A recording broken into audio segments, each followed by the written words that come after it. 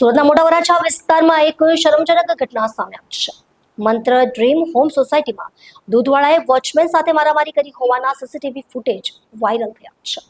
Bike બહાર મૂકવાની વાત પર ઊભો થયેલો વિવાદ એટલો ઉગ્ર બની ગયો કે દૂધવાળાએ સિક્યોરિટી ગાર્ડ પર હિંસક હુમલો કર્યો. આ ઘટનાને લઈને સોસાયટીના લોકો ઉત્તરાયણ પોલીસ સ્ટેશને દોડી ગયા અને લેખિત અરજી કરી છે. આ મુદ્દે હવે પોલીસ શું પગલાં લે છે તે જોવું રહેશે. સુરતના મોટા વરાછા વિસ્તારમાં સ્થિત મંત્ર ડ્રીમ હોમ સોસાયટીમાં અશાંતિનો માહોલ જોવા મળ્યો. સિક્યોરિટી ગાર્ડે દૂધવાળાને બાઇક બહાર મૂકવાની વિનંતી કરતા દૂધવાળાએ ગુસ્સામાં આવી ગાર્ડ પર હાથ ચલાવી દીધો હતો. સ્થાનિકોએ કહ્યું, અમે આવી હરકત કદી સહન નહીં કરીએ તેમ કહી પોલીસમાં અરજી આપી હતી.